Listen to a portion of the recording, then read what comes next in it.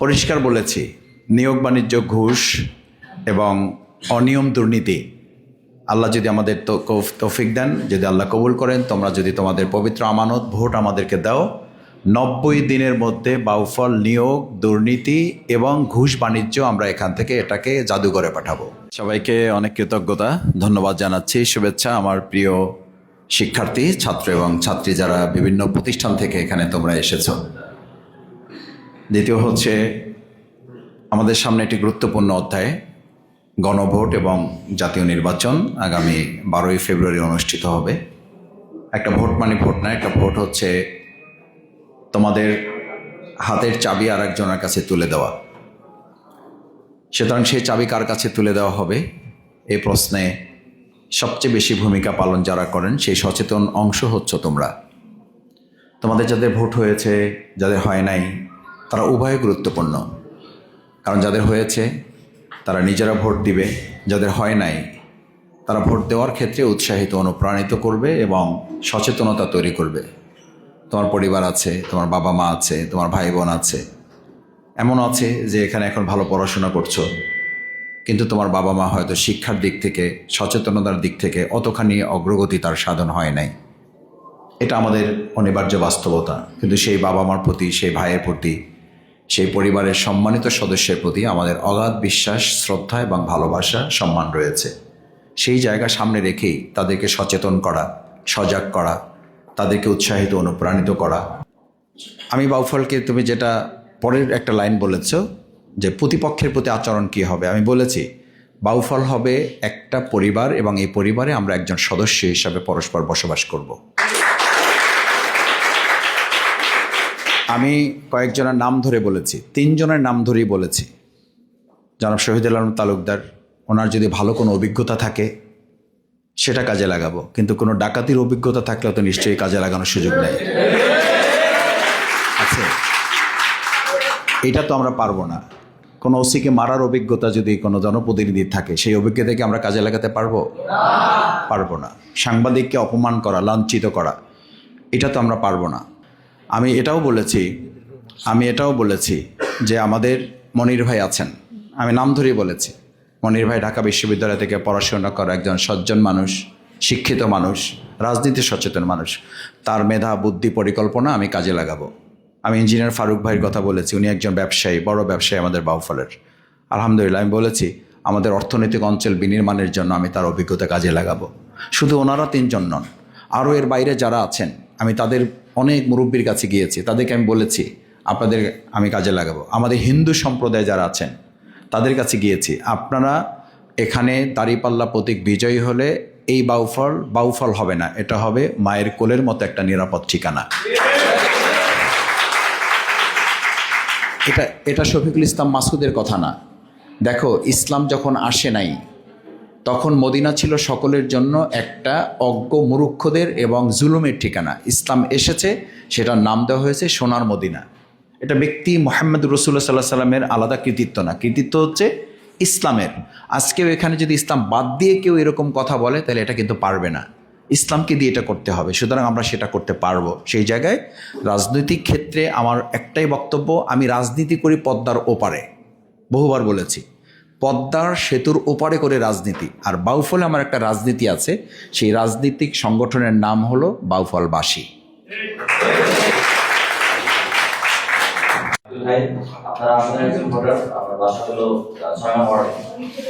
আমার কাছে একটু প্রশ্ন ছিল, এই বিষয়ে জানার ছিল যে আপনার কাছে যে নিয়োগ বাণিজ্য সম্পর্কে আমরা বিগত সময় দেখেছি যে আওয়ামী লীগ আমলে বিভিন্ন নিয়োগ এরকম হয়তো শিক্ষক নিয়োগের ক্ষেত্রে যে টাকা দিবে, এমপির কাছে যাবে, অথবা যেখানে নিয়োগ দিবে, বিশেষ করে স্কুল কলেজগুলোতে যে স্কুলের ম্যানেজিং কমিটির সভাপতি থাকে, এদের মাধ্যমে টাকা দিয়ে দেন চাকরি হতে হয়। এখন আমার প্রশ্ন হলো, যদি জামাতের শফিকুল ইসলাম মাসুদ ভাই ক্ষমতায় যায়, এই টাকা উনি নিবে নাকি অন্য কোনো উপায়ে টাকাটা তার হাতে ট্রান্সফার করবে, বা কিভাবে কিরকম করবে, এটা আপনি জানার ছিল। আর দ্বিতীয় একটা কোশ্চেন ছিল এরকম যে বিগত সময় দেখেছি যে আওয়ামী লীগ আমলে যখন নির্বাচন হয়তো অপোনেন্ট যে পার্টি ছিল, যে জিততো না, বিজিত যে ছিল, তাদের খুব অ্যাগ্রেসিভ বিহেভিয়ারটা করা হইতো। এখন ভাই একটা প্রশ্ন এটা যে জামাত যদি ক্ষমতায় যায়, অন্তত এই আসন থেকে শফিক ভাই যদি এমপি হয়, তার অপোনেন্ট মানে বিরোধী দলের প্রতি তার বিহেভিয়ারটা কেমন হবে? এমপিতে জানাচ্ছিল। বিশ্ববিদ্যালয়ে চান্স পেয়েছে, অভিনন্দন তাকে। প্রথম কথা হচ্ছে শফিকুল ইসলাম মাসুদ এবং জামাত এবার ক্ষমতায় যাবে না, এবার ক্ষমতায় যাবে আমাদের প্রিয় বাউফল।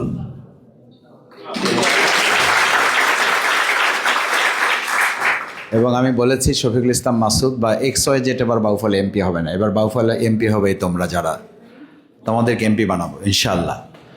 দ্বিতীয় কথা হচ্ছে নিয়োগ বাণিজ্য। আমি বলেছি আমাদের ইশতেহার আমরা তোমাদের সামনে পেশ করেছি সাংবাদিকদের সম্মেলন করে, পরিষ্কার বলেছি নিয়োগ বাণিজ্য, ঘুষ এবং অনিয়ম, দুর্নীতি, আল্লাহ যদি আমাদের তৌফিক দেন, যদি আল্লাহ কবুল করেন, তোমরা যদি তোমাদের পবিত্র আমানত ভোট আমাদেরকে দাও, 90 দিনের মধ্যে বাউফল নিয়োগ, দুর্নীতি এবং ঘুষ বাণিজ্য আমরা এখান থেকে এটাকে জাদুঘরে পাঠাবো।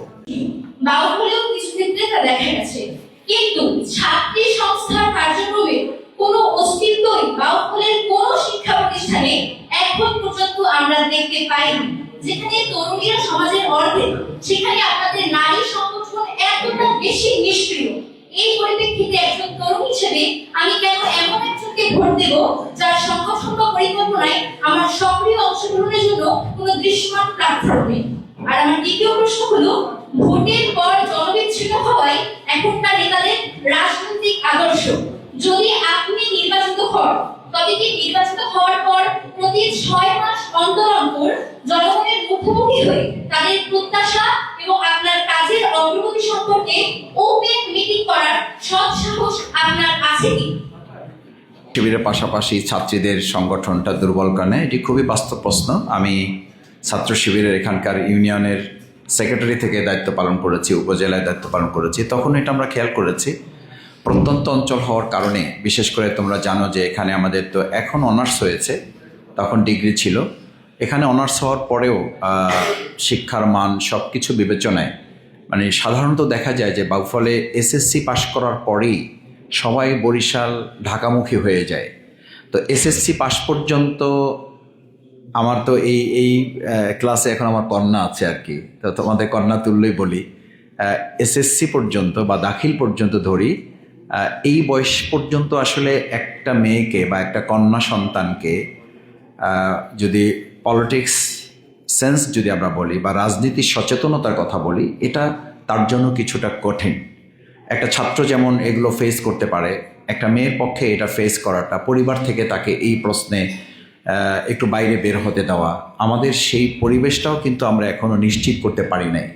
তোমরা শুধুমাত্র স্কুলে যাও, কলেজে যাও, মাদ্রাসায় যাও, সেখান থেকেই ঠিকমতো তোমরা ফিরে আসতে পারছো কি না, এই জায়গাটাই কিন্তু এখন আমাদের কাছে প্রশ্নবিদ্ধ। সুতরাং এই বাস্তবতা থেকেই নারী সংগঠন বা আমাদের ছাত্রী সংগঠন, ছাত্রী সংস্থা যেভাবে কাজ করা উচিত, পরিবেশগত কারণেই সেটা আমাদের কাছে সম্ভব হচ্ছে না। আমরা তারপরও চেষ্টা করছি। আমি মনে করি যত পরিবেশ উন্নত হবে, যত পরিবেশ আমাদের নারী বান্ধব হবে, যত পরিবেশ আমাদের নারীদের নিরাপদ একটা আশ্রয়স্থল হবে, তত এই কাজগুলো সামনের দিকে আরও অগ্রসর হবে। দ্বিতীয় হচ্ছে যখন কোথাও কোনো কাজ হয় না, তখন দায়িত্ব হচ্ছে আমাকেই ওই দায়িত্বটা নেওয়া।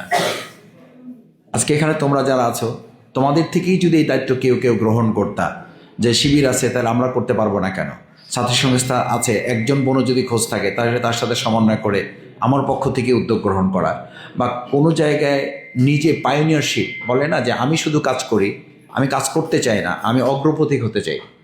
একটা কথা বাংলায় আমরা বাংলা সাহিত্যে পড়েছি যে পথ পথিকের সৃষ্টি করে না, বরং পথিক পথের সৃষ্টি করে। ঠিক আছে? তো তোমরা যারা এখানে আছো, তোমরা তো শুধু রাস্তা দিয়ে হাঁটার লোক না, তোমরা তো রাস্তা তৈরি করার লোক। তা আমি যদি পাল্টা তোমাদের কাছে প্রশ্ন ছেড়ে দিই, এটা কেন হলো না, এই প্রশ্নের জবাব তোমাদের কি দিতে হবে?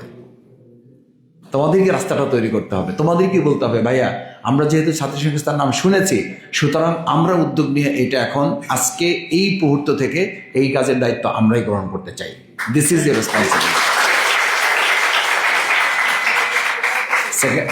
মুখস্থ করা যে পথ পথিকের সৃষ্টি করে না, পথিক পথের সৃষ্টি করে। তোমাদের মনে আছে আমরা যখন, তোমাদের এখন হয় কিনা আমি জানি না, আমরা যখন স্কুল কলেজ মাদ্রাসায় আসতাম, মানে এই শীতের সিজনে বিশেষ করে রাস্তার বাইরেও একটা মানে ক্ষেত দিয়ে একটা শিলা তৈরি হয় না, তো ওই শিলাটা প্রথম যে তৈরি করে তাকে কিন্তু অনেক কষ্ট করতে হয়, কাদার মধ্যে হাঁটতে হয়, ধান ক্ষেত পার হইতে হয়। হাঁটতে হাঁটতে হাঁটতে হাঁটতে সাধারণ কিছু লোকেরা হেঁটে এমন হয় যে এই 3 মাস 4 মাস মূল রাস্তাটাই ভুলে যায়, ওই শিলাটাই হয়ে যায় পথ। ওইটা কিন্তু যে কোনো একজন শুরু করেছে। যারা হেঁটেছে তারা শুধু পথিক, আর যারা তৈরি করেছে তারা অগ্রপথিক। এখন এখানে যারা আছে তোমরা পথিক না, তোমরা কি? অগ্রপথিক। তোমাদের অগ্রপথিক হইতে হবে। দ্বিতীয় কথা হচ্ছে যেটা বলেছে এটা খুবই গুরুত্বপূর্ণ, যে 6 মাস পর পর বা এই প্রক্রিয়াগুলো আমরা যেটা মনে করছি, অবশ্যই এটা আমরা তোমাদের সামনে উপস্থিত হব, তোমাদের কথা শুনবো, তোমাদের সমস্ত বিষয়গুলো। আমরা তো আরও একটু এক ধাপ আগিয়ে বলেছি, যিনি সংসদ সদস্য হবেন, তোমাদের প্রতিনিধি হবেন, তোমাদের সেবক হবেন, খাদেম হবেন। আমরা বলেছি এবারে এমপি হবেন না। 54 বছর আমরা এমপি বানাইছি, এবার আমরা খাদেম সেবক বানাবো, যে তোমাদের কাছে জবাবদিহি করতে বাধ্য। সেখানে আমরা স্বচ্ছ জবাবদিহি বক্স আমরা করব, যেখানে অভিযোগ দেওয়া যাবে এবং অভিযোগগুলোর জবাব একটা সময়ের পরে জাতির সামনে পরিষ্কার তুলে ধরা হবে। সুতরাং এই ব্যাপারে আমরা আশাবাদী। সরকারি কলেজের শিক্ষার্থী, আমাদের বাউফলে দিন দিন জনসংখ্যা বাড়ছে, তবে শিক্ষার তেমন কোনো উন্নতি দেখছি না। অনেক নারী শিক্ষার্থী দারিদ্রতার কারণে বিয়ে হয়ে যাচ্ছে, পড়াশোনা সম্পন্ন করতে পারছে না। আপনি নির্বাচিত হলে বাল্য বিবাহ প্রতিরোধ এবং নারী শিক্ষার কতটুকু গুরুত্ব দিবেন, এবং দারিদ্রতার কারণে যে শিক্ষার ক্ষতি হচ্ছে এই সমাধান কিভাবে করবেন? সবাইকেই ইসলাম এবং বর্তমান যে সাংবিধানিক বয়স আছে, এই বয়সের শুরুতেই আমি আমার কন্যাকেও বিয়ে দিয়ে দিব, আমার ছেলে থাকলে আমি ছেলেকেও বিয়ে দিয়ে দেব। কারণ হচ্ছে সায়েন্স কি বলে দেখো, সায়েন্স বলে একটা মানুষের ব্রেন যত কুল থাকবে, এবং এখন আন্তর্জাতিক বিশ্বে তোমরা খেয়াল করবা, ওরা যখন বলে যে একটা মেয়ে দেশের বাইরে যাবে বা একটা ছেলে যখন বাইরে যাবে, তারা বলে যে তোমার কাপড় কোথায়, মানে তোমার সহপাঠী কোথায়, তোমার সঙ্গী কোথায়।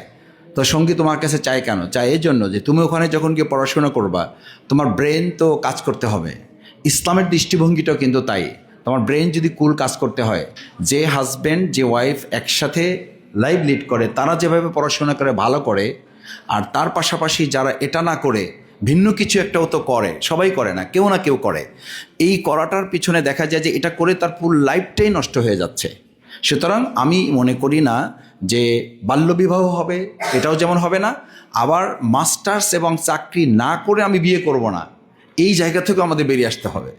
আর আমাদের এখানে ছোট ভাইরা যারা আছে, তারা এখন মনে করে আমার যে সঙ্গী হবে সে যদি একটা মাস্টার্স পাস না করে, তাহলে ঢাকায় তাকে দিয়ে চাকরি না করে তো আমি সংসার চালাতে পারবো না।